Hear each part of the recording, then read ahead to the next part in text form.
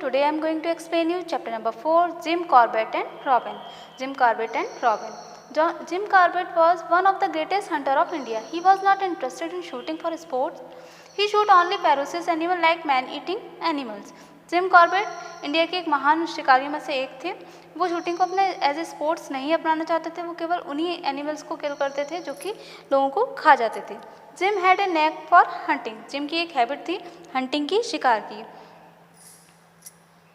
He also knew archery and even at the tender age of 8 he learned how to use an old broken gun. उनको तीरंदाजी भी आती थी और 8 वर्ष की छोटी उम्र में उन्होंने एक टूटी हुई गन को कैसे यूज़ करते हैं वो भी सीख लिया था। Jim considered himself to be lucky enough to have lived in a place called Kaladungi, which was situated in the middle of dense forest. Gym खुद को लकी मानते हैं थे कि वो एक ऐसी जगह के पास रह रहे थे जो कि जंगल के बिल्कुल बीचों बीच में थी। In the surrounding of his house were 2 ponds. A variety of animals went to these ponds to drink water. और उनके घर के पास में 2 ponds थे और जहाँ पर कि डिफरेंट वैरायटी के एनिमल्स आया करते थे उस पॉइंट में पानी पीने के लिए। It was a place where Jim learned his maiden lesson in tracking. और ये वही जगह थी जहाँ पर कि जिम ने अपना पहला ट्रैकिंग का लेसन सीखा। To begin with, he found the track very confusing.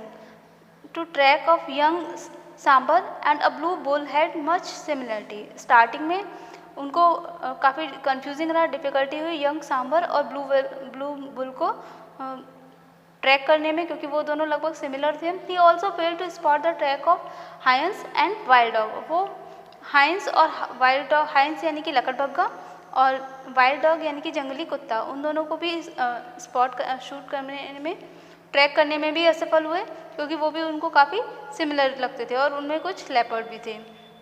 Since he watched each and every animal carefully. और उसके बाद से वो हर एक एनिमल को बहुत ध्यान से देखने लगे. सो ही बिकम गुड. और इससे उनमें इम्प्रूव आ गया और वो एक अच्छे हंटर बन गए.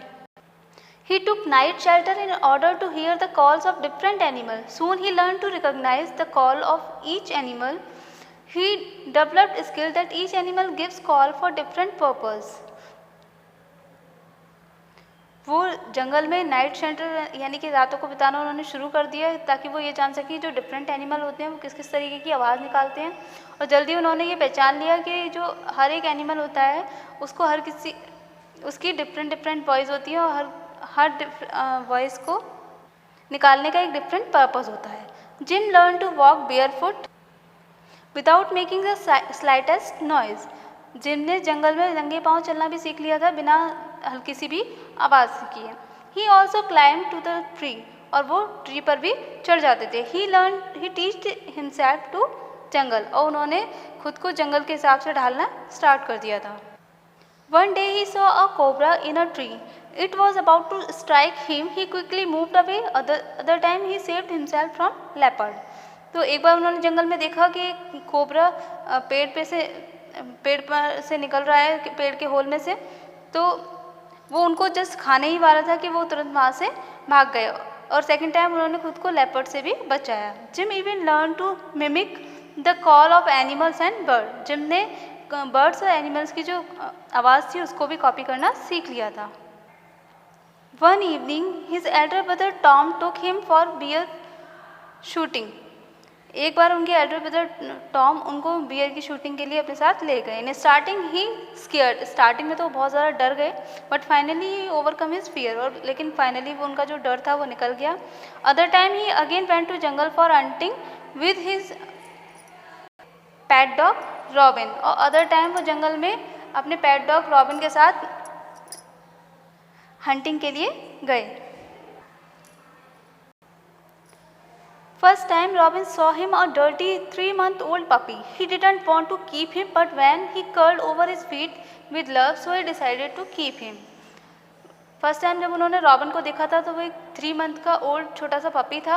वो उसको अपने साथ नहीं रखना चाहते थे, लेकिन जब वो प्यार से उनके आके पैर को चाटने लगा देन उन्होंने उसको अपने साथ रखने का डिसाइड कर लिया और उसको वो अपने साथ अपने घर ले गए.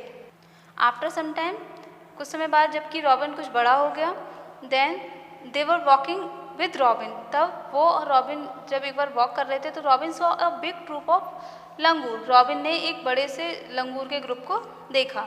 Robin dashed after a langur which promptly climbed a tree. Robin जो लंगूर थे उनके पीछे बहुत तेज़ी से भागने लगा और लंगूर जो कि पेड़ पे चढ़ रहे थे। Jim whistle to call back Robin but he didn't listen to his whistle. Jim ने रॉबिन को बुलाने के लिए विसिल दी लेकिन उसने जिम की विसिल को नहीं सुना। He ran very far. There a leopard come closer to Robin, and just when he was within reach of Robin, he disappeared other side. तभी वहाँ पर एक लेपर्ड आ गया और जब वो लेपर्ड बिल्कुल रॉबिन के एकदम करीब ही आने वाला था कि अचानक से वो वहाँ से टर्न हुआ और अपोजिट साइड में भाग गया और वहाँ से अदृश्य हो गया।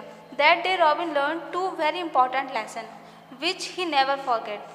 उस दिन रॉबिन ने बहुत ज़्यादा इम्पॉर्टेंट 2 सबक सीखे कि जो उसने अपनी लाइफ में कभी भी नहीं भुलाए। फर्स्ट तो अपनी मास्टर की विसिल को कभी भी डिसोबे नहीं करना है, हमेशा उनकी आज्ञा का पालन करना है। Secondly never to chase langur, और कभी भी लंगूर को चेज नहीं करना। After that day Robin always obeyed Jim's order. उस दिन के बाद से रॉबिन हमेशा जिम के ऑर्डर को फॉलो करता था। Robin remained alive to the ripe age of 13 and his grave can still be seen in Jim Corbett national park और एट कालाडूंगी। जिम 13 ईयर्स की एज तक अलाइव रहा, जिंदा रहा, और उसकी कब्र आज भी जिम कॉर्बेट नेशनल पार्क के कालाडूंगी में देखी जा सकती है। So here are some difficult word which I am going to explain you. Ferocious, danger. Neck, habit. Catapult, a stick which is used for hunting. Mimic, habit. Okay, thank you.